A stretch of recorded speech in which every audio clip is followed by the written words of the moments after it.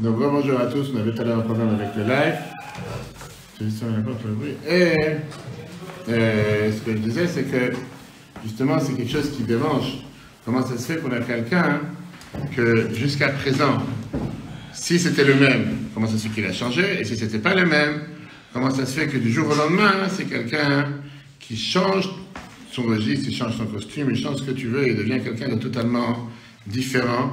C'est dur à croire que c'est pas que tu as eu des siècles qui se sont passés en attendant, et que tu as eu tellement de choses qui se sont passées qui fait que bon, maintenant, il n'a pas connu les bonnes années quand Yosef s'occupait de lui. On peut dire, ça s'est passé aussi pendant la Shoah, avec les Juifs qui étaient très haut placés, avant vraiment que Hitler arrive. Et justement, ces mêmes personnes avaient du mal à croire que quelqu'un va pouvoir se révolter contre eux et leur faire tellement de mal, alors que jusqu'à présent, ils étaient considérés tellement bien dans la population, ils étaient bien intégrés, etc. Et c'est exactement ça, on va revenir sur ça après. Pour l'instant, ce qu'on voit aujourd'hui, c'est que, comme on l'a dit tout à l'heure, ce qu'on essaie de comprendre aujourd'hui dans le cours, pourquoi nos ancêtres ont été exilés en Égypte. En deux mots, comment ça se fait que Dieu parfois nous amène dans certains endroits qu'on ne pense pas un instant, on n'a jamais rêvé à arriver dans cet endroit, et que néanmoins Dieu décide à un moment ou à un autre qu'on doit y arriver, on arrive, et tu te dis, bizarre. Si tu m'aurais demandé dans ma vie est-ce que j'allais faire tel et tel métier, de ma vie, j'aurais pas fait tel métier. Je me serais marié avec telle et telle personne, je ne sais pas si je me serais marié avec telle et telle personne. Que j'aurais fait tel voyage, je ne sais pas si j'aurais fait tel voyage. Parfois, tu peux être bloqué dans un aéroport pendant 20 heures, parce que l'avion n'est pas arrivé ou quoi que ce soit. Là, ça ne m'est pas arrivé à moi. Et tu te dis, mais qu'est-ce que je suis venu faire ici? Fameuse histoire qu'on a racontée plusieurs fois. Comme une fois, il y avait un groupe de femmes Rabat qui était bloqué pour une conférence, un congrès en Amérique. Il y avait une tempête de neige, ils n'ont pas pu voyager, ils s'inquiétaient pour Shabbat, comment faire. Et qu'ils ont dit à Rabbi qu'on est bloqué à l'aéroport. Alors, Rabbi a répondu au secrétaire de leur dire que ça n'existe pas un juif qui est bloqué. Si Dieu t'a placé dans tel endroit, certainement tu as une mission à faire, fais ta mission, après tu vas te débloquer. Ça se passe. Des gens qui disaient au Rabbi qu'ils vont à l'hôpital, on leur disait comme quoi tu dois prendre une boîte de tzaka avec toi à l'hôpital, ou des tefilin, faire des mitzvot avec les patients ou avec les malades, avec les docteurs, et une fois que tu auras rempli ta mission, tu verras comme quoi les choses vont s'arranger. Combien de fois on voit que pour se marier, quelqu'un doit faire le bout du monde, tu vas se marier avec une femme qui vient d'Australie, de New York, d'autres quatre coins du monde. Ou des fois c'est la panassa qui t'amène dans des endroits que des fois tu perds des heures et des heures à voyager et tu te dis mais qu'est-ce qui se passe? Et de l'autre côté tu peux avoir des gens qui ont appris des années pour un diplôme et qu'en final tu leur dis qu'est-ce que tu fais de tous tes diplômes que tu as appris pendant 10-15 ans? Rien à voir avec ce qu'il a appris. Tout d'un coup il s'est reconverti, il fait un autre métier et c'est dans la vie de tous les jours. Et donc ce que je dis, la question qui dérange, la question c'est qu'est-ce qui nous amène à l'endroit où nous sommes? Pourquoi les gens se placent, se débattent, arrivent pour arriver dans un endroit que pas forcément ils ont voulu être là-bas. Pas forcément ils ont voulu habiter dans tel endroit, dans telle ville, dans tel pays, dans tel quartier, dans tel métier, avec telle femme. La Gemara Psachim, page 54, nous dit que ça, c'est un des sujets qui sont plus grands que l'homme. Qui veut dire, elle te dit la phrase suivante, tu peux planifier ta vie d'aujourd'hui jusqu'à demain, mais Dieu a son plan depuis le départ pour toi. Si tu penses que toi tu as la solution pour tout, et tu sais ce que tu vas faire demain, tu sais ce que tu vas faire tel jour et telle date, Gemara dit la phrase suivante, 7 choses sont cachées de l'homme. Le jour de son décès, personne ne sait quelle date la batterie va arrêter de fonctionner, et le jour de la consolation, la Gemara termine, personne ne sait dans quoi et avec quoi il va gagner sa vie. C'est-à-dire, depuis le départ, tu ne peux pas dire, je sais que je suis fait pour, je vais faire 10 ans de métier pour devenir avocat, je deviendrai avocat. Ou je deviendrai, je ne sais pas, n'importe quel dentiste ou la sabachot. Alors, pourquoi cette question? Parce que dans le Chumash Shemot, on nous parle d'une chose qui dérange tous les décisionnaires, tous les commentateurs, depuis la Gemara jusqu'à nos jours. Pourquoi on a eu besoin de quitter la terre d'Israël pour arriver à être exilé en Égypte? Pourquoi notre peuple est né à travers 100 ans, des centaines d'années d'exil et de souffrance? On a l'habitude de dire dans la Tfila, quand on dit le jour de Yom Tov, qu'à cause de nos fautes, on a été exilés de notre terre, même ceux qui sont aux côtés de l'Église. Et qu'on cherche les fautes que la Gemara nous explique et qu'on parle chaque année pendant la période de 3 semaines, les fautes avec lesquelles on a eu la destruction du temple. C'était parce qu'ils n'apprenaient pas la Torah, la haine gratuite. Mais quelle faute on a fait avant l'exil en Égypte? Quelle faute s'est passée pour qu'on mérite d'aller en exil en Égypte? 200 ans avant même qu'ils sont nés, on a vu ça le calcul la semaine dernière qu'on peut revoir sur l'application et Torah. Tous les calculs de comment Dieu l'avait dit à Abraham déjà des années en avant. Qu'est-ce qui va se passer? Dieu lui a dit, à deux à tête à sache que ton peuple sera étranger dans les terres qui ne sont pas les leurs. C'est-à-dire que c'est un décret qui est tombé du ciel avant même que cette population commence à exister. C'est pas qu'ils ont fait une faute ou quoi que ce soit. Et là, quelle personne peut demander la question, où est la justice ici? Qu'est-ce qu'il y a ce plan de jeter nos parents, nos patriarches de la terre où ils étaient, la terre promise, à 210 ans, on ne va pas rentrer dans tout le calcul, la semaine dernière on peut le revoir, d'esclavage, travaux forcés, disons qu'on va minimiser ça à 86 ans réels, peu importe. Quelle est la logique derrière? Le troisième point de la question qui est encore beaucoup plus fort. Prends tout le chumash, de A à Z. Combien de parachiotes parlent de la terre d'Israël? Combien nous parlent en dehors d'Israël? Sur 54 parachiotes de la Torah, seulement 7 parachiotes et demi nous parlent d'une période dans laquelle on a vécu en terre d'Israël au Canaan. Tout le reste, les 7 parachiotes et demi sont Lech Lecha, Vaïrach, Haïsara, Todov, Vaïshla, Vaïshem, Miket et la moitié de Vaïgash. Tout le reste, et la construction du peuple juif, la Torah, se passe en dehors d'Israël. Pas en Israël. Le peuple juif, il a abandonné la terre d'Israël pour finalement retourner quand Yeshua est arrivé. Et la question qui demande, comment se fait-il que Dieu a décidé que le peuple juif doit être formé, doit être créé, doit se construire en dehors d'Israël? Pas seulement en dehors d'Israël, mais se construire en exil. Le seul chumash de la Torah, 5e point, après on fera la révision, celui qui suit les questions. Le 5e point, c'est que c'est le seul chumash qui commence avec un vav. Ve'el eshmot. Et voici les noms. C'est qu'un vav en général, ça peut être un vav achibour, un vav, une lettre qui attache. Beaucoup de commentateurs te disent, aucun autre chumash qui est attaché avec le précédent. Un chumash, c'est un bloc. C'est autre chose, rien à voir avec le précédent. Surtout, comme j'ai dit tout à l'heure au départ, que là on commence une période qui est totalement à l'envers, qui est totalement le contraire, qui est totalement à l'opposé de ce qui s'est passé la semaine dernière. La semaine dernière, on te parle du plus grand bonheur sur terre du châtel, point que Yaakov te dit les meilleures années de ma vie sont en Égypte. On a parlé longuement dans le cours la semaine dernière, comment est-ce possible une chose pareille. Et là, tout d'un coup, on te dit qu'il y a un nouveau roi, même si la Gemara donne les différents débats, est-ce que c'était un nouveau ou pas un nouveau? Est-ce que c'était quelqu'un qui a fait semblant d'être nouveau ou qu'il était vraiment nouveau? Nicolas Ier, Nicolas II, le Pharaon Ier, Pharaon II, comme le Bechaï était dans cette explication, que le vieux père est décédé, son fils Pharaon, qui est devenu comme lui, ne connaissait pas forcément Yosef. Peu importe quoi ou comment. Tout d'un coup, tu as quelqu'un qui, Joseph, les Hébreux, il a nourri l'Égypte pendant 7 ans, je ne sais pas de quoi tu parles. Et tout d'un coup, il décide d'être méchant et mauvais. Le Rachaim, le Chaim vient te donner une réponse merveilleuse, et il te dit que l'exil, elle est une suite directe du Chumash Bereshit. Parce que toute la préface, qui est justement toutes ces histoires qui s'est passées avec les patriarches depuis le début, c'était une préparation pour la descente en Égypte. En 2 mots, cet exil qu'on a eu en Égypte, c'était pas comme les gens parfois disent, c'était un faux pas dans le plan. Dieu s'est trompé, il y a eu quelque chose qui n'a pas marché comme il aurait dû marcher. Que tout d'un coup, il y a un roi méchant qui arrive, et tout d'un coup, il y a un roi qui vient qui veut faire du mal. Mais c'était la préparation, la trajectoire qui a été préparée avec les patriarches pendant 200 ans. Depuis cette alliance qui a été faite avec Abraham, et c'était depuis le départ, on savait qu'on se dirige vers l'Égypte, et qu'on devra passer par ce processus. On a vu la semaine dernière, si vous vous rappelez, le Rav Yeko, qui était comment et pourquoi on doit avoir des difficultés. Et on a répondu comme quoi Dieu a créé l'homme pour passer par les difficultés. À toi de choisir quel type de difficulté tu vas avoir. Ça répond à la réponse de la manière simple. Pourquoi le Chumash commence avec, tout d'un coup, en te disant, voici les enfants de Yaakov qui sont sortis en Égypte. On l'a déjà vu la semaine dernière, les semaines précédentes, Vaïshla, Vaïshem, on connaît leurs noms. Tu n'as pas inventé ici de nouveaux noms. Tu dis, voilà, et les Shemot Abaï Mitzrayim. Et qu'est-ce que la verset vient te dire avec ça? Ils sont venus malgré qu'ils savaient très bien où ils vont. Je dis, va pas dans tel endroit, tu vas te faire manger. Va pas dans tel endroit, tu vas te faire brûler. Et néanmoins, ils sont partis. Ils savaient très bien que l'Égypte n'était pas pour eux.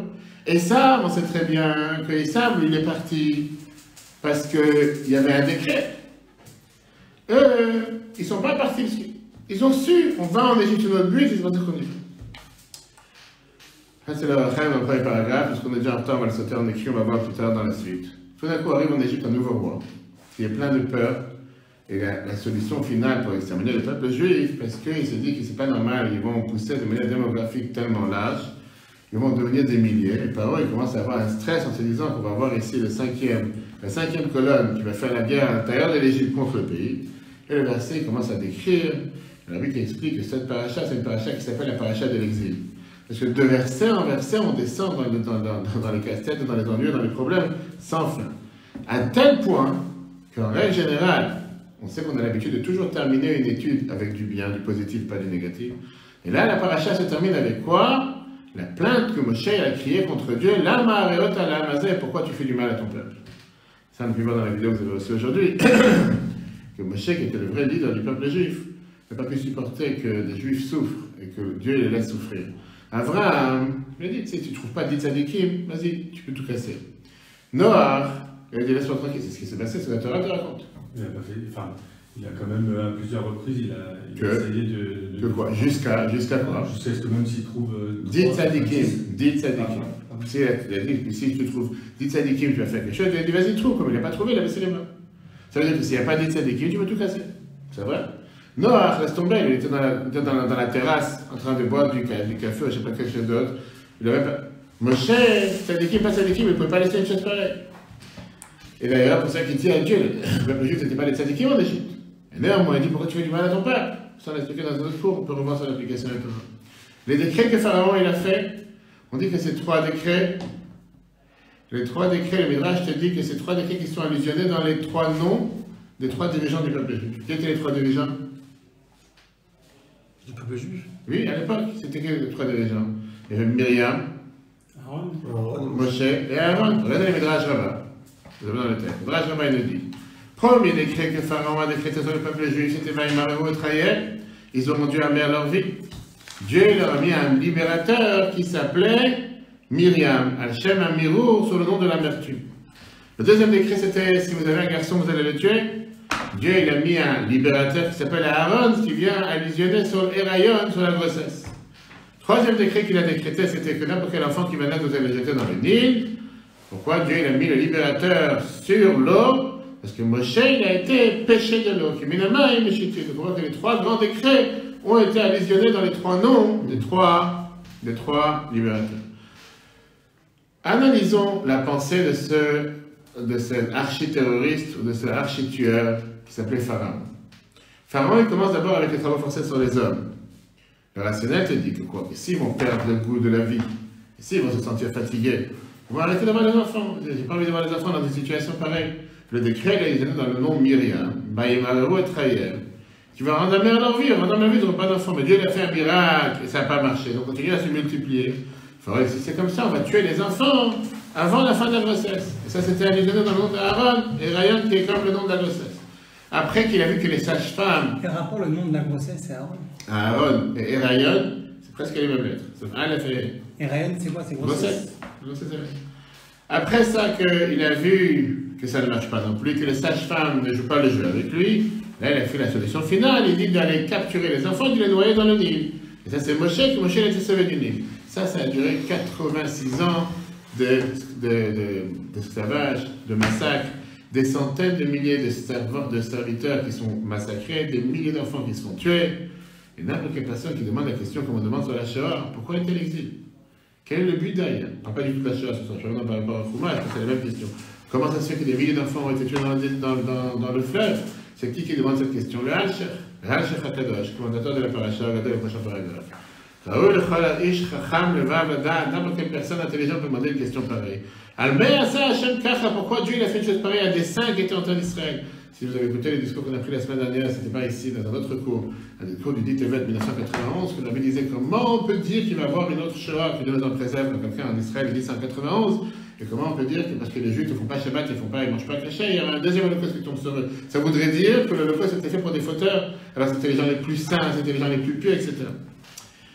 Il demande à Al-Sheikh, comment Dieu a fait quelque chose pareil à la famille de qui? Yaakov, sa famille, qui ont vécu en Égypte, de leur donner des travaux forcés pour leurs enfants et leurs petits-enfants, 210 ans avec des briques et des pierres. Ma bisham machatatam, qu'est-ce qu'ils ont fauté? Dieu ne fait pas quelque chose pareil sans jugement. Il n'y a même pas de Torah, il n'y a pas de rien. Qu'est-ce qui s'est passé exactement? Ça, c'est justement le Midrash, un autre Midrash, je crois, dans le Shemot Rabbah, qui te dit que ça, c'était le cri de Moshe. C'est pourquoi tu fais du mal à quelqu'un qui n'a pas fait de mal. Si c'est des fauteurs et des pécheurs et des gens qui font du mal, ok, tu as une excuse, on va dire. Mais là, il n'y a rien, il n'y a aucune raison pour que tu devrais avoir ces excuses. Tu fais ce mal. Regardez les phrases comment le Midrash Rabbah te demande. C'est pourquoi tu fais du mal à ton peuple. Amar, il fait un cadeau, je me dit devant Dieu. La tante, il s'est fait Bereshit, il a pris le livre de Bereshit. J'ai vu qu'est-ce qu'ils ont fait la génération du désert. Comment ils ont été jugés. J'ai vu la génération de rebelles avec Nimrod et Sodome, et j'ai vu comment ils ont été jugés. Donc, en 2 mots, je peux comprendre pourquoi ils méritent une telle punition. Mais ce peuple, qu'est-ce qu'ils ont fait pour être esclave et pour avoir ses travaux forcés par rapport à toutes les générations précédentes. Ah, tu vas me donner la réponse qu'on donne à chaque fois. Oui, Dieu l'avait promis à Abraham. Et alors? Ça, c'est une réponse. Et alors, les Shtabed, Odor, Shalitzrak, Shaliakrav, voilà, amassé, chez Obedori. Moshe dit, c'est comme ça, on va prendre ta génération à la mettre en exil. On va prendre la génération d'Yitzhak en exil. Pourquoi ma génération? En deux mots, parce que Dieu, il a dit, alors, il y a le grand-père qui est dans 400 ans, il y aura ce qu'on appelle une exil et que ton peuple va être exilé. Eh bien, il est obligé de le faire. Il est obligé de le faire. Tu veux un problème? Fais-le toi. Pourquoi avec moi? Alors, le Midrash te dit que peut-être tout cet exil, c'était une punition pour Abraham. Pourquoi une punition pour Abraham? Parce qu'Abraham, il a dit qu'il voulait avoir un signe. Comme quoi c'est bien lui qui va hériter la terre, il aura son enfant, et comme ça, il te dit la Gemara dans le Darbim, page 32. Mais la question qui dérange, parce qu'Abraham voulait quelque chose. Pour ça, des générations plus tard, qui sont des centaines d'années après Abraham, eux, ils doivent souffrir, parce que tu as le verset connu dans la Gada, Va'avadum ve'iduotam, que Dieu va les faire souffrir. Ça, c'est une punition. Pourquoi on ne voit pas Abraham se battre contre cette phrase? On voit que quand Dieu veut punir Sodome et Gomorrhe, qu'est-ce qu'il dit à Abraham? C'est pas possible, il va appeler des tzadikim. Là, Dieu dit, tu fais savoir, dans 300 ans, tes petits-enfants vont souffrir. Ah d'accord, et après ça, ils vont sortir. Merci pour la nouvelle. On n'a jamais vu qu'Abraham se révèle. C'est comme si c'est tout à fait normal. Quand Dieu lui dit, maintenant je vais aller détruire la ville de Sodome et Gomorrhe, il en fait un monde, et pourtant c'est même pas ses enfants. Dieu, il vient, il lui dit, tu auras tes enfants qui guerrent les Arachaber et Solaim, ton peuple sera étranger dans une terre qui n'est pas la leur. Et ils vont souffrir, et après ça, ils vont sortir avec une grande richesse. Avant, il me dit, ok, merci pour la nouvelle. Maintenant, je peux avoir une dépêche de nouvelles. Et la manière comment la Torah te propose ça, et du fait qu'on voit que la Torah te dit clairement qu'Abraham n'a rien fait, il s'est tué. On est bien obligé de dire que ce n'est pas une punition. C'est le prêt à payer. C'est le prêt à payer. Prêt à payer, ça veut dire quoi? Ça veut dire qu'Abraham il se dit, je ferme ma bouche, je m'écrase, parce qu'il faut subir. Non, il dit, c'est la seule façon d'avoir ce qu'on doit avoir à la fin, c'est de passer par là. C'est quoi? Il y a une phrase arrachée qu'on dit à chaque fois par rapport à l'abeille. Je veux pas ton miel, je veux pas ta piqûre. Je n'ai pas besoin d'un projet, je pas besoin. Dis à quelqu'un, ton fils il va souffrir pendant 10 ans, après il va devenir riche. Je n'ai pas besoin de ça. Il ne souffre pas, qu'il ne devient pas riche. J'ai besoin de choses pareilles, surtout quand tu sais depuis le départ. Donc on est bien obligé de dire que ce n'est pas ici une punition. On est bien obligé de dire qu'il y a ici un processus qui est mis en place. C'est comme si tu dis le parcours du combattant parce que tu veux faire partie de l'élite nationale avec la BAC ou avec le GIGN. Depuis le départ, tu sais très bien que tu vas souffrir. Si tu penses que tu vas t'asseoir à manger, je ne sais pas, des pizzas le matin jusqu'au soir et manger des pâtes tous les soirs, et que tu ne vas pas faire t'accrocher à des cordes, sauter des bâtiments, marcher dans la boue sous des grillages, et d'avoir un parcours qu'en règle générale, la grande majorité craque au début, ou au milieu, ou avant la fin, et que tu as quelques-uns qui réussissent le parcours, tu ne te lances pas dans ce parcours. Mais depuis le départ, quelqu'un qui se lance dans ce parcours, il sait qu'il va souffrir. Mais pourquoi il veut souffrir? Parce qu'il veut sortir en faisant partie de l'élite nationale, de la garde présidentielle, ou quoi que ce soit. Donc, après, ça dépend comment tu regardes les choses. Donc, on voit que la Torah te dit que depuis le départ, c'était comme ça que devait se construire le peuple juif. Et la question est, qu'est-ce qui se passe derrière? On revient à la question du départ. Pourquoi les gens doivent être emmenés à certaines places, certains lieux, certaines choses que depuis le départ, ils n'auraient jamais rêvé? Si je te demande aujourd'hui, tu aurais pensé une fois que tu avais marié avec telle et telle femme, de ma vie, je sais même, tu demandes des fois avec des gens, où tu as rencontré ta femme? Le hasard des choses a fait, Dieu il a fait, tu as étudié 1000 mots. Je dis, mais quand tu t'es vu il y a 5 ans, c'était quoi ce que tu t'imaginais, de quelle femme tu vas avoir? J'ai jamais pensé que j'allais marier avec une Israélienne, avec une Américaine, avec un tel endroit, avec tel endroit. Je sais pas. Les gens, ils se sont fait une image. Tu pensais que tu allais faire tel et tel métier? Dans ma vie, je voulais toujours faire ça. Et j'ai fait ça pendant 7 ans. Après, j'ai décidé, je suis changé, j'ai fait une formation de 2 ans. Et aujourd'hui, c'est ce que je fais. Et que ça fait des 7 ans que tu as mis dans les études, laisse tomber, c'est parti à la poubelle. Et combien de choses pareilles? Ça, c'est le point numéro 1, on va dire le point le plus léger. Le point numéro 2, qui est beaucoup plus profond, c'est qu'on ne sait même pas qu'est-ce qu'on est parti faire là-bas. Pas seulement qu'on ne sait pas qu'est-ce qu'on est parti faire là-bas. C'est le même endroit qu'on est parti, et qu'on n'a pas la réponse pourquoi on est parti là-bas, la Torah, elle te dit on n'a pas le droit de retourner.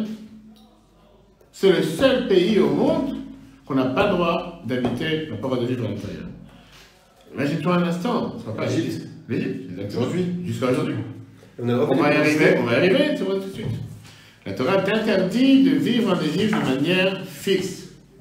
C'est une mitzvah de la Torah juste au moment où on est sorti d'Égypte. Oui, mitzvah de la Torah. Regarde le texte, chiffre 2. Aujourd'hui, il n'y a aucune communauté juive en Égypte. Regarde, on arrive. Shemot, chapitre 14, verset 13. Qui a cher et été mettre Mitzrayim meilleur. De la même manière que vous avez vu l'Égypte aujourd'hui. L'otosifu, l'irotam od adonam, vous n'aurez plus le droit de le voir, vous n'avez plus la voir éternellement. Via Rambam, dans les lois de Mlachim, les lois de roi, chapitre 5, Mutar lishkon b'chol ha'olam, un juif a le droit d'habiter dans le monde entier, chutz me'eretz Mitzrayim, à part l'Égypte. Maintenant, rentrons dans les détails. Le Midrash te raconte qu'à chaque fois que des juifs ont essayé de s'installer en Égypte, ça s'est terminé avec des pogroms et des massacres de toute la communauté. Pas un ou deux, de toute la communauté. Le sommet de tout ça, c'était la ville d'Alexandrie en Égypte. Sous le nom d'Alexandre le Grand, au temps du deuxième temps, il y avait une énorme communauté juive qui avait des centaines de milliers de personnes. Ils étaient très connus par rapport à la grande synagogue d'Alexandrie qu'ils avaient construite, que la Gemara Souka à Saint-Quentin Bénédicte. Que celui qui n'a pas vu ce bâtiment qui a été fait en Alexandrie sous le nom en Égypte, il n'a jamais vu c'était quoi la gloire du peuple juif. Elle n'existe pas encore? Je ne sais pas si c'est la même. Il y a une synagogue dans Caire, on va arriver à cette histoire d'aujourd'hui.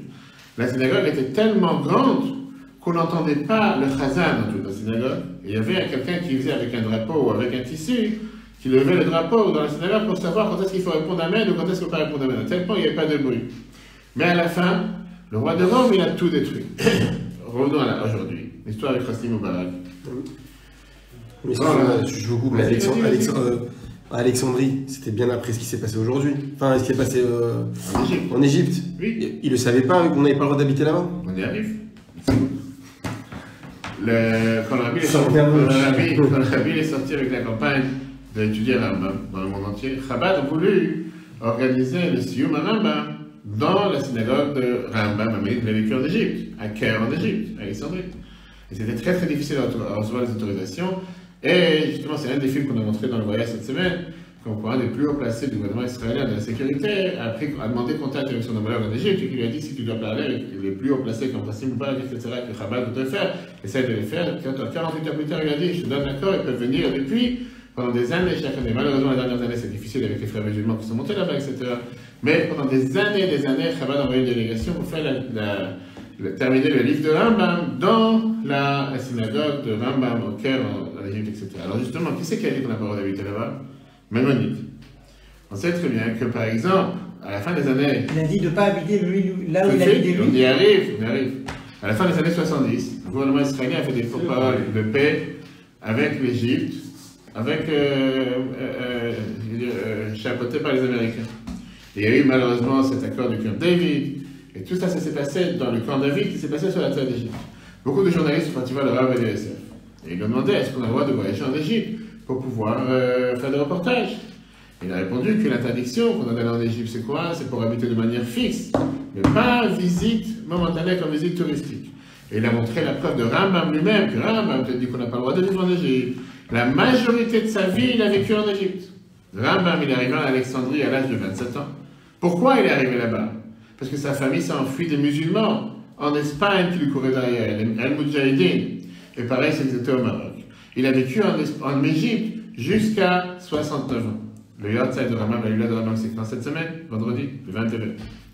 Il a vécu en Égypte 40 ans. C'était momentané. Et donc il dit, rester en Égypte éternellement, non, mais momentané on peut.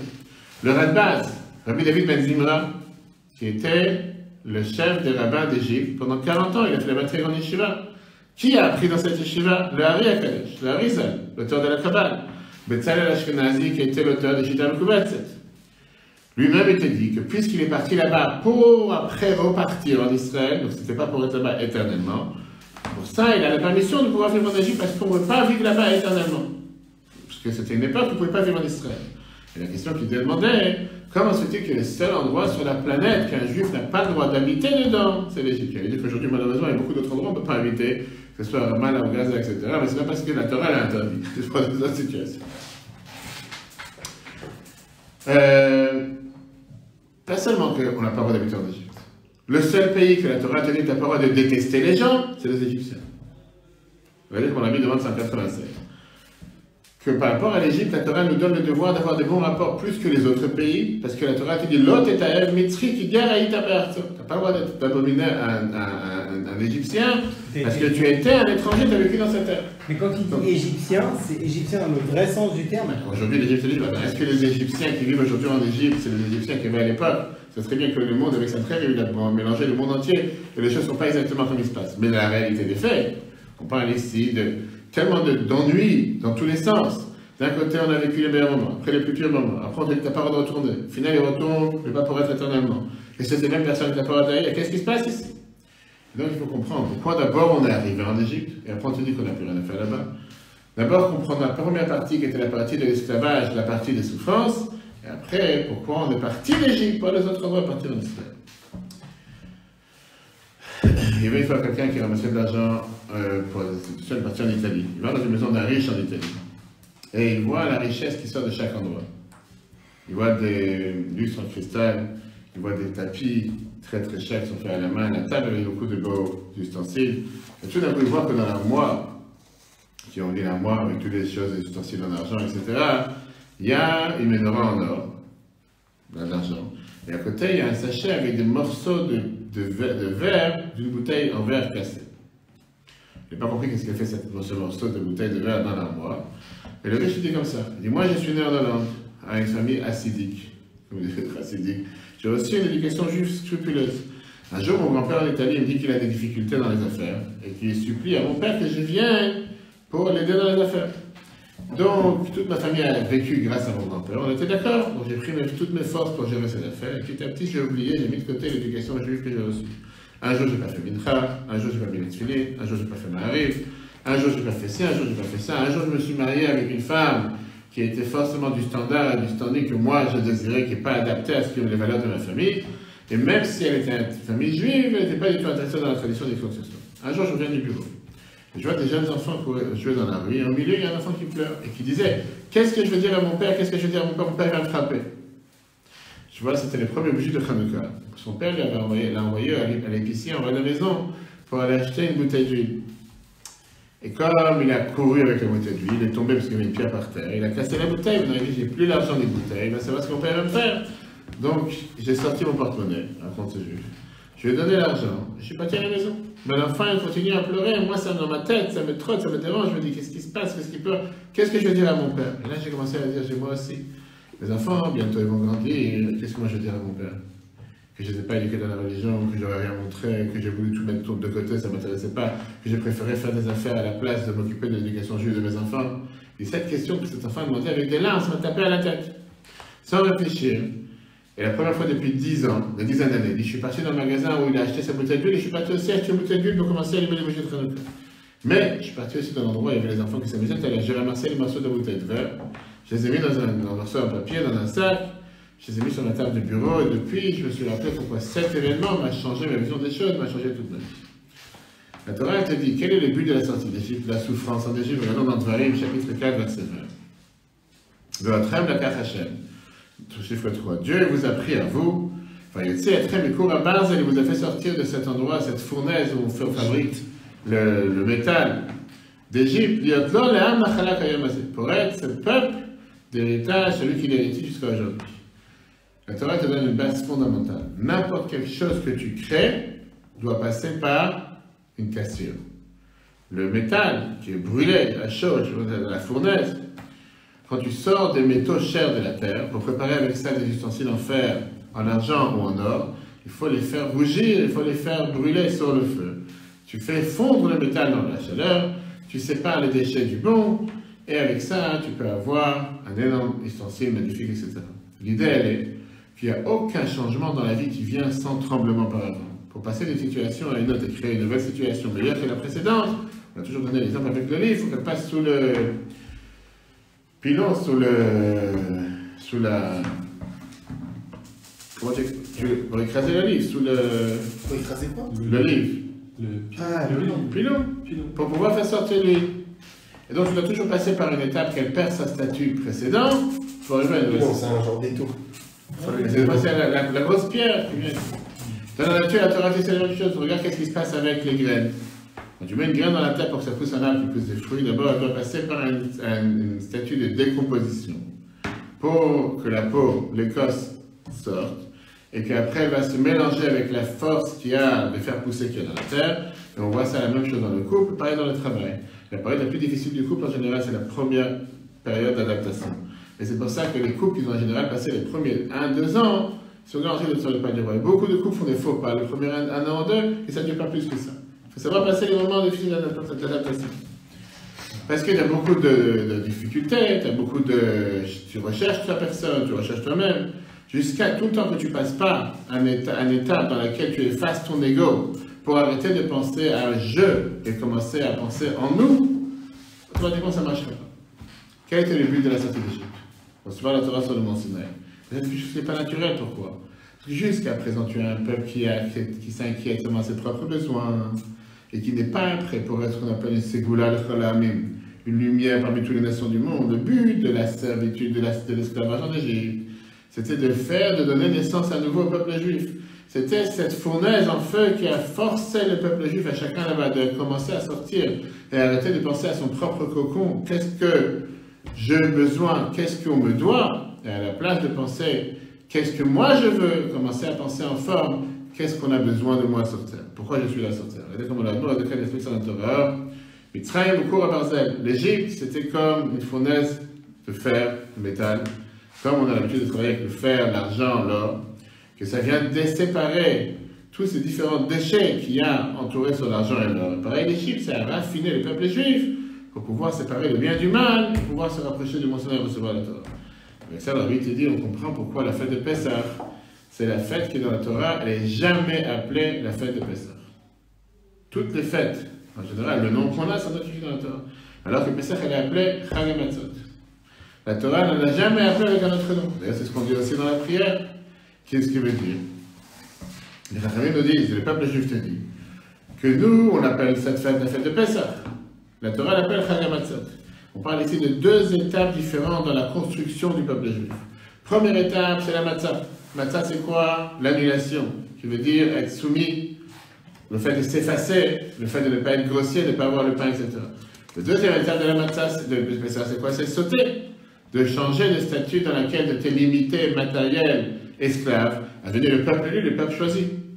Ça, c'est première étape. Le but pourquoi on devait subir pour arriver au Matan Torah. Même le Chabad et la Chassidut expliquent de manière profonde qu'il y a quelque chose de fondamental dans l'exil en soi. Comme on l'a vu plusieurs fois dans les cours précédents, pas qu'il y a un mal pour un bien, mais que dans le mal en soi, ou dans ce qui te paraît mal, ça même c'est déjà un bien. C'est ce qu'on va tout de suite voir. L'histoire que le livre précédent il écrit dans ses lettres. Volume 7, page 20. Il y a 150 ans en Russie. Il y avait un juif hassidique qui habitait dans une ville importante en Russie blanche. C'était une ville où il y avait des synagogues, il y avait des écoles, Beth Midrash, il y avait des chachamim, tout ce que tu voulais. Et il travaillait, un forgeron, il travaillait avec l'or, l'argent, il gagnait bien sa vie, matériellement, spirituellement. Avec le temps, la parnassa a diminué, et il avait beaucoup de jours où il n'avait pas forcément quoi faire pendant ses journées. Le seul choix qu'il lui a resté, c'est de trouver un nouveau travail. On lui a dit que dans une ville lointaine, Vladimir, qui était dans les fins fonds de la Russie, on a besoin là-bas quelqu'un qui sait travailler avec ses métaux comme il sait, qu'il a des bonnes mains. Ça vaut la peine, si tu veux un métier, tu connais ce métier, va travailler là-bas. Mais cette ville, elle était totalement l'inverse de ce qu'il vivait jusqu'à présent. Il y avait beaucoup de commerce, il n'y avait pas de vie juive, il n'y avait même pas de synagogue, il n'y avait pas de travail, il n'y avait pas de minyan pour lecture de la Torah. Le vide spirituel était tellement, et il s'est posé la question, pourquoi Dieu m'a mis dans un endroit pareil? Comme un vrai chassid, il ne s'est pas brisé. Il est parti voir le Rabbi Maharaj, qui était le 3e ou 4e Rabbi de Chabad à Lubavitch, et lui a dit, puisque Dieu il veut que je respecte la Torah et les mitzvot, pourquoi il m'a amené dans un endroit si paumé, dans un désert comme la Seine-et-Marne, par exemple? Le Rabbi le regarde. Le Rabbi dit, tu penses vraiment que Dieu n'est pas capable de te donner ta parnassa à l'endroit où tu habitais jusqu'à maintenant? Il a dit qu'il devait partir parce qu'il pensait qu'il n'y avait plus de parnassa là-bas. C'est pas du tout ça le but. Regarde autour de toi, tu vas voir que dans la ville où tu viens de partir, il y a tout un camp de cantonistim. Le cantonistim, c'était les petits enfants juifs qu'on les kidnappait de chez eux à un âge très bas, pendant 25 ans dans l'armée russe, pour leur faire oublier le judaïsme, leur faire oublier ce qu'ils ont rendu dans la maison, les faire grandir comme des catholiques, comme des enfants qui sont totalement contre la religion juive, etc. C'était pour assimiler et faire disparaître le peuple juif. Ces enfants, ils ont besoin de quelqu'un qui est chaleureux avec eux, qui les aime, qui est proche d'eux, qui leur donne un sentiment qu'il est proche de la maison, qui les rassemble pour la prière, pour la lecture de la Torah. C'est pour ça que Dieu il a fait que ta parnassa aujourd'hui, elle se trouve là-bas. Parce que le soi-disant couvert ou cover-up que ta parnassa se trouve là-bas, c'est juste un signe de Dieu pour que tu comprennes que Dieu il a besoin de toi là-bas. Et puisqu'il a besoin de toi, il a fait en sorte que ta parnassa s'est délocalisée, qu'elle n'est plus ici, qu'elle est là-bas. Et ce Chassid, il a compris le message, il est parti, il a agi normalement avec tous ses enfants. Alors lui, il a amené un mot du rabbi précédent sur quel est le secret de l'exil et pourquoi Abraham n'a jamais rien dit. Pourquoi Abraham n'a pas osé dire un mot pour se plaindre en disant comment ça se fait que tu vas envoyer mes enfants en exil? Alors que Dieu lui dit clairement, tes enfants seront étrangers dans une terre qui n'est pas la leur, c'est quoi cette langage bizarre? Une terre qui n'est pas la leur. Donc Dieu aurait pu lui dire, ils seront étrangers en terre d'Égypte. Là est caché le secret de la réincarnation. Qui veut dire, parfois Dieu t'envoie dans une terre qui n'est pas la tienne, pas pour tes propres besoins, mais pour la mission que Dieu il attend de toi. Dans la vie, on a deux choses. Il y a les choses que nous choisissons volontairement, et il y a les choses que l'Ashgacha, Dieu choisit pour toi. Si tu veux être aveugle et avoir des lunettes noires et pas voir la réalité en face, tu vas te battre toute ta vie en étant amer pour faire ce que tu veux faire et pas ouvrir les yeux pourquoi Dieu t'a envoyé dans tel ou tel endroit.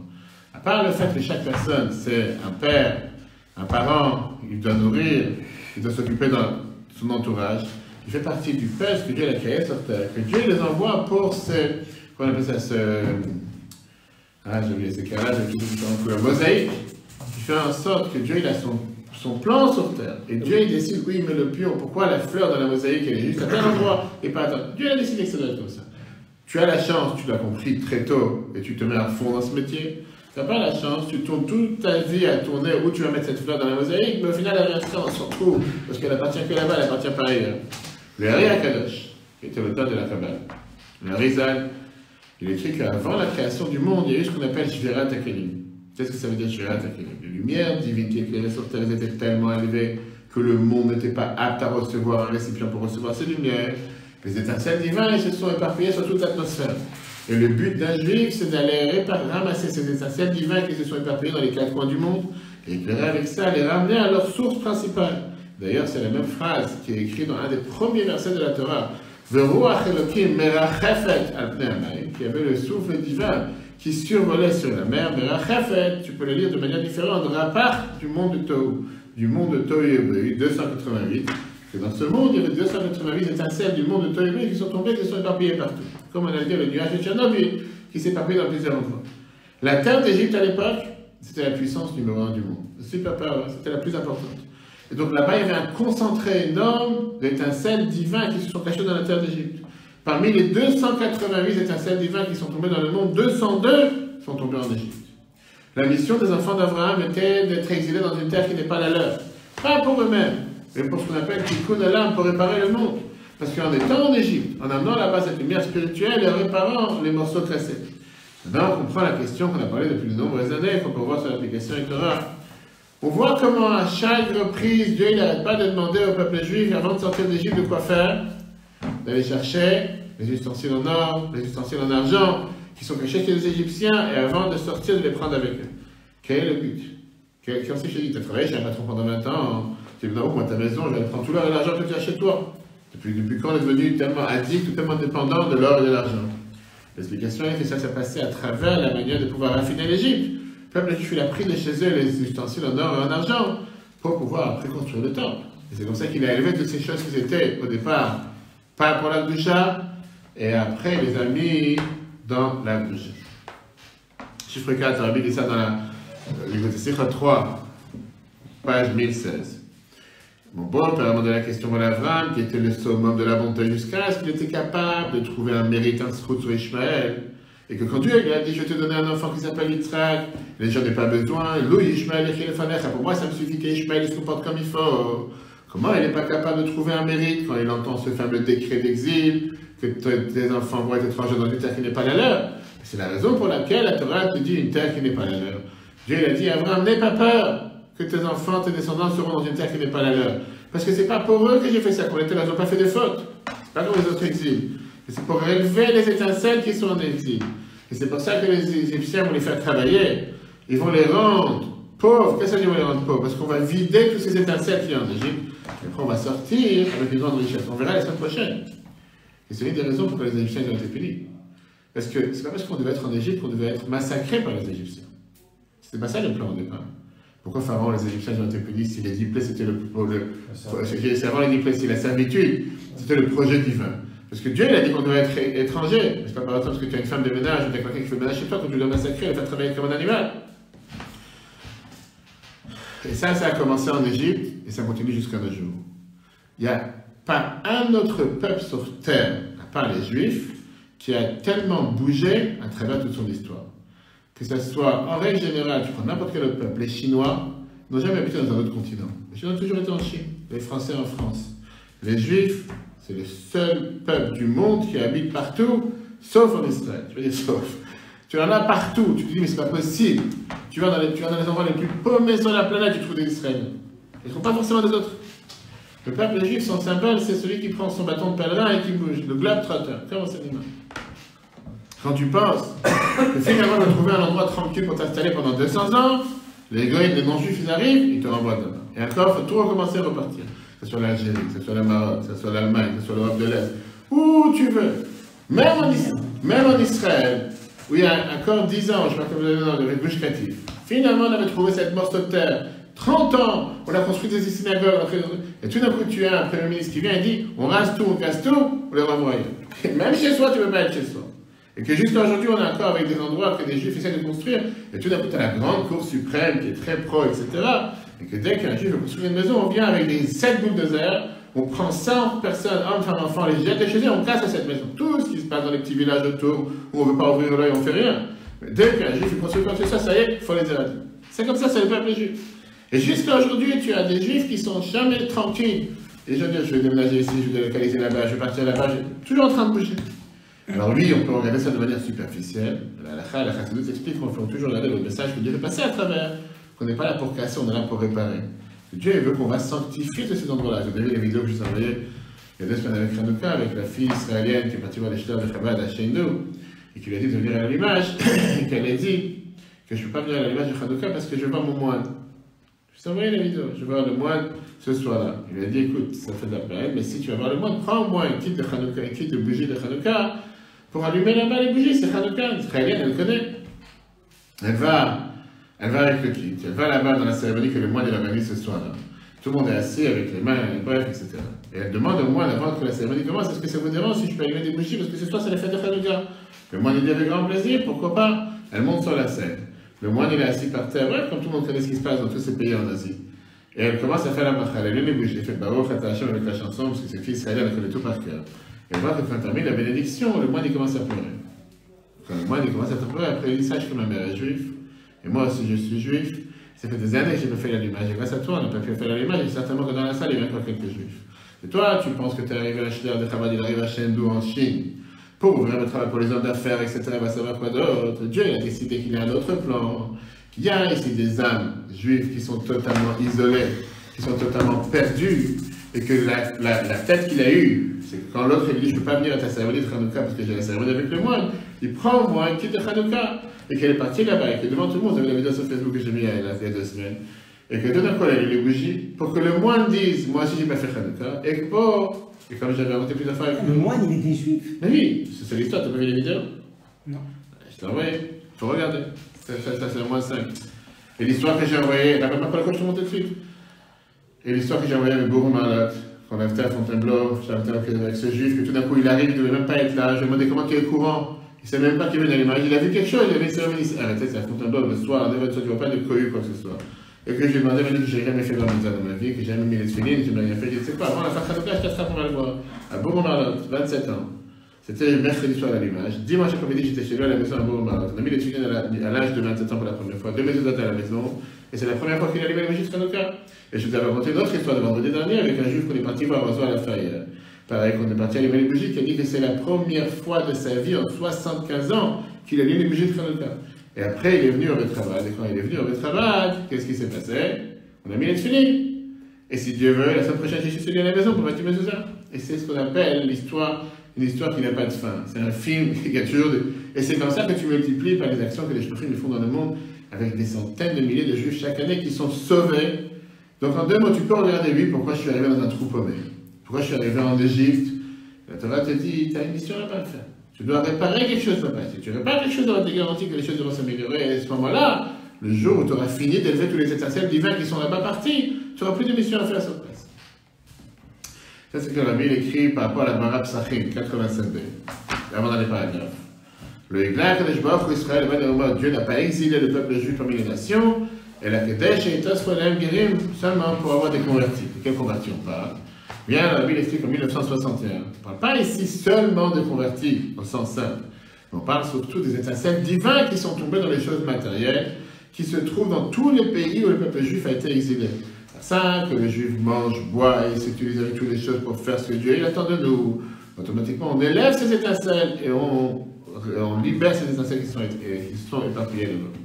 Maintenant, on va revenir à la première question qu'on a demandé, pourquoi le Harizal, il explique la question qui dérange, pourquoi la parole retourne en Égypte éternellement. Qu'est-ce qui se passe? Parce qu'un Juif, Dieu il l'emmène dans les endroits où il y a quelque chose à réparer. Et puisqu'en Égypte, on a terminé le processus de réparation depuis la sortie d'Égypte, on n'a plus rien à faire là-bas. C'est ce qu'il écrit dans l'Écriture, dans les paragraphes.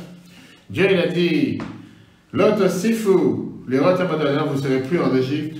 Pourquoi il a enseigné ça par rapport à l'Égypte? Là, à Saken, Michar et Galiot, il n'a pas fait ça avec les autres exils.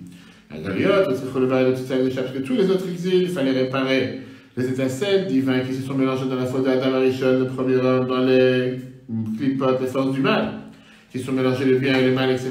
Mais le Mitzrayim, il m'a tagalot, mais au collège de Chamber en Égypte, on a déjà réveillé, on a déjà changé, on a déjà fait évoluer toute la sainteté qu'il y avait là-bas.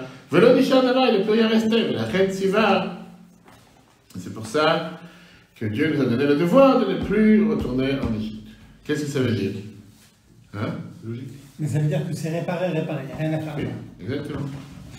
Qu'est-ce que ça veut dire? Conclusion. Que Dieu a une obligation envers chacun de nous, nous avons une obligation, chacun d'entre nous, par rapport à l'endroit où tu es. Si tu habites dans un bâtiment, tu as certainement une mission à faire dans ce bâtiment, parce que sinon tu ne serais pas parti habiter dans ce bâtiment, dans cette rue, dans ce quartier, dans ce magasin, dans cet endroit, dans ce bureau. Si tu es dans tel endroit, tu as certainement une mission à faire. Le plus grand drame qui s'est passé avec la Megillah d'Esther, dans 2 mois, c'est Dieu veut. Quand le décret de Haman s'est passé, et le roi et Haman étaient assis en train de manger le festin, et la ville de Shushan avait tellement peur. Il n'y a jamais eu un tel décret de tuer tout le peuple juif partout où il se trouve. Pas seulement les juifs en Europe, pas seulement les juifs en Afrique, mais dans les 4 coins du monde. Tout le peuple de Mordechai en 24 heures. Mordechai, il va voir Esther. Il lui dit, va voir ton mari, le roi, et demande pitié pour le peuple juif. Qu'est-ce qu'a dit Esther? Je ne peux pas faire une chose pareille. Pourquoi? Ça fait 30 jours que mon mari ne m'a pas appelé, il ne m'a pas demandé de venir. Je ne suis pas rentré dans sa chambre, c'est contre la loi, je ne peux pas rentrer s'il ne me demande pas de venir. Mordechai, il emploie les mots les plus durs, les plus méchants envers Esther en lui disant, ne pense pas que tu peux te sauver, te faufiler, de ne pas remplir la mission que Dieu t'a mise. Si tu penses que Dieu t'a donné la permission de vivre avec un roi qui n'est pas du tout de chez nous, ni quoi que ce soit, juste parce que pour avoir une gamine, tu es la plus belle, tu es la top modèle qu'il y a sur le quartier, tu vas te taire à ce moment précis. Il y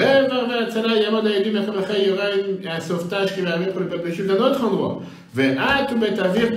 Toi et la maison de ton père, vous allez disparaître. Ou mi-odea. Mordechai termine en disant, c'est ce qu'on dit tous les Purim. Si c'était pas ça la raison principale pourquoi Dieu il a fait en sorte que tu deviens la reine, juste pour intervenir maintenant, pour que le peuple juif puisse être sauvé. Mordechai, il menace sa nièce ou sa femme avec la mort. Pas moins que la mort. 2 questions. D'abord, pourquoi elle lui fait peur? Elle donne une raison logique. À l'époque, où on a bien vu que comme sa première femme n'a pas voulu venir danser, quand elle a demandé de danser, il l'a tué. Elle risque sa vie. C'est pas qu'elle a affaire avec un fou furieux. Et deuxièmement, c'est quoi cette phrase? Qui sait si c'est pas ce moment qui était précis pour que Dieu il a fait que tu arrives au royaume? Pourquoi il dit mi-odea? Pourquoi comme si, et qui sait, comme s'il a un doute lui-même, il n'est pas clair. Il aurait pu lui dire, ça c'est la raison pourquoi tu te trouves dans le palais. Pourquoi il dit ça d'une manière pareille? Il a parlé de ça pour 1962. Et l'abbé dit que Mordechai lui dit comme ça. Mi-odea, ça veut dire qui sait. Personne ne peut fixer clair, dire que c'est toi qui es destiné à être dans tel endroit pour faire telle mission. Pourquoi? Parce qu'on ne connaît pas les chemins de Dieu sur terre. Mais de l'autre côté, c'est sûr que si tu es placé à cet endroit, à ce moment où il y a une telle situation, c'est ta mission. Parce que si ça n'aurait pas été ta mission, Dieu ne t'aurait pas envoyé dans tel endroit. Et le fait que tu te trouves dans cette situation, ça veut dire que tu as quelque chose à faire. En 2 mots, si on conclut tout ce qu'on a vu aujourd'hui, un juif croyant, c'est quelqu'un qui ne peut pas rester sans rien faire.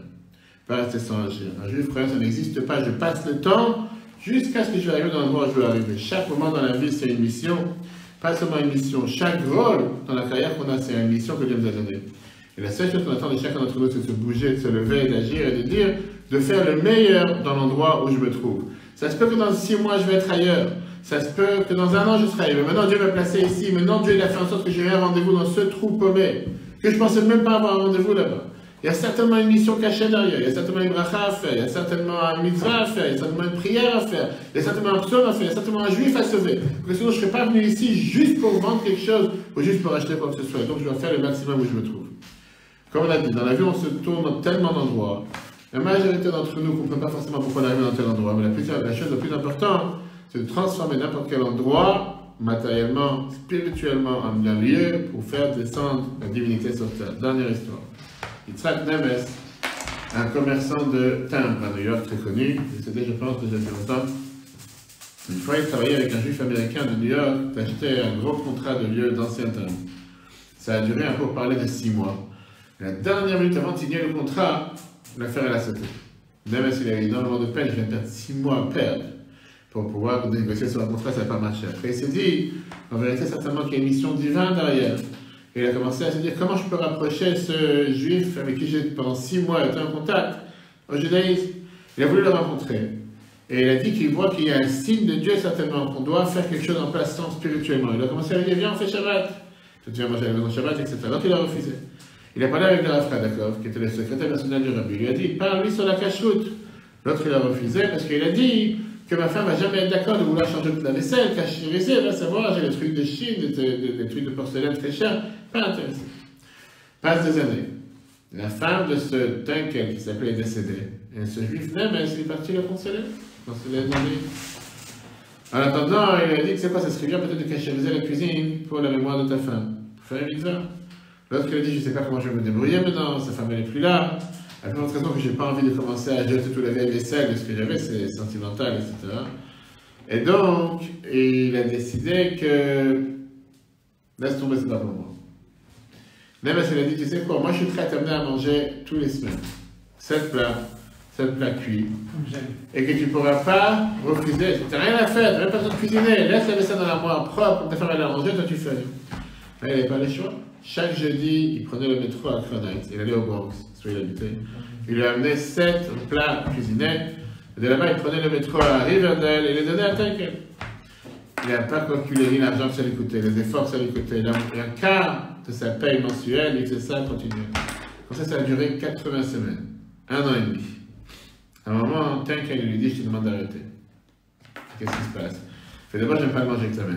Ça a pris 80 télé, ça a pris 80 semaines pour réaliser. Il lui dit, si tu n'aimes pas le manger avec Jérémy, pourquoi tu m'as dit ça maintenant? Qu'est-ce que tu fais avec le manger? Il dit, chaque semaine que tu l'amènes, je donne au chien à la maison pour le chien peut manger. Là, il a explosé. Il a décidé qu'il ne pouvait plus tourner forcément des images. Comme je dis plein de fois, les gens pensent qu'on a que des bonheurs et que des jeux pour répondre. On se fait aussi jeter. On se fait jeter parfois beaucoup plus que qu'est-ce qu'on ne se fait pas jeter. C'était trop dur, il a coupé les ponts avec lui. Pas des dizaines d'années. Il a arrêté le business. Et lui et sa femme, ils avaient une coutume intéressante qu'ils amenaient à la maison des étudiants qui venaient pour un Shabbat plein à Kronat, dans le quartier du Rabbi. Une fois, ils ont invité un étudiant bizarre, que tout le repas, il est assis et il mange rien. Il est assis à table et il mange absolument rien. Il s'excuse, il dit, je suis pas venu pour manger, je suis venu pour voir c'est quoi des juifs. Et il dit, mon grand-père m'a raconté qu'il y avait un juif bizarre qui amenait sur son compte pendant 80 ans du repas chaque semaine parce qu'il s'inquiétait l'essentiel que ce juif mange très cher. Je me suis dit, si en Amérique, il y a des juifs aussi bizarres qui sont capables de vivre de cette manière, il faut que j'aille les rencontrer et savoir qui ils sont. Et ces juifs tellement bizarres, la suite elle est qui nous rapproche au judaïsme, c'est devenu un juif qui pratique le règle de 100%. Par ça que l'autre, pendant 80 semaines, il a même dû manger des jetés à des chiens. Il n'a pas rêvé un instant que le petit-fils de ce monsieur va revenir à la Torah et nous donne parce qu'il a vu qu'est-ce qu'il avait fait. Ce qui veut dire, je dis, vraiment, je remercie mon Dieu tous les jours que je rencontre des choses pareilles. Tous les jours, si ce n'est pas toutes les semaines, des rencontres, une importance, un événement avec des gens, que tu penses que tu es venu pour une chose, alors qu'en réalité, il y a quelque chose de caché derrière. Tu penses que tu es venu pour mettre une maison pour parler à un juif, alors qu'il y avait un autre juif qui vient de rentrer, que tu ne pensais même pas le rencontrer, tu vas le mettre sans fin. Pour ça, il faut ouvrir les yeux, pour ça, il faut se dire que si Dieu nous a placé dans un endroit, certainement qu'on a quelque chose à faire, le constamment repris sur l'application Etora. Etora, vous allez appeler. Très bonne journée à tous, et si Dieu veut, à la semaine prochaine.